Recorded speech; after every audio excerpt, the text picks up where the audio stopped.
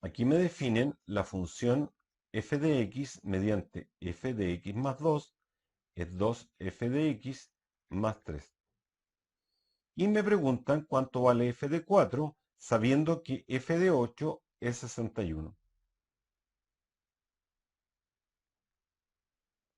Bueno, hay que darse cuenta aquí que las imágenes van saltando o están relacionadas de 2 en 2. Están relacionando f de x con f de x más 2. Como yo quiero relacionar f de 4 con f de 8, tengo que darme acá el valor x igual 4 y aquí me va a salir f de 6. Miren, yo reemplazo x por 4, me queda 4 más 2, 6, es 2f de 4 más 3. Después reemplazo x por 6, 6 más 2, 8, y ahí obtengo f de 8, que es lo que tengo acá, es 2f de 6 más 3. Y cambio f de 8 por 61. Esto es 61. Y ahí obtengo f de 6, que lo reemplazo acá, y ahí obtengo f de 4. 61 menos 3, esto es 58,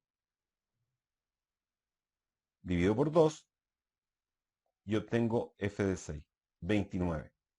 O sea, esto es 29,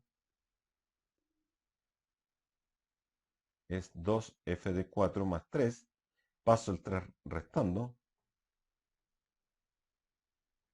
y divido por 2. Por lo tanto, f de 4 es 3. Entonces, a partir de lo que me daban, la idea era relacionar f de 8, que me lo dan, con f de 4. Entonces, ¿cómo lo hice?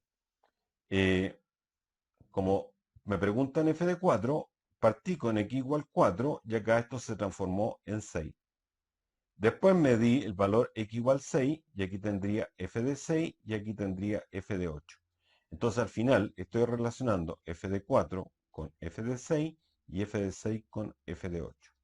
Es la pregunta y f de 8 me lo daban que era 61. Y a través de esto pude sacar f de 4. Ese es el truco.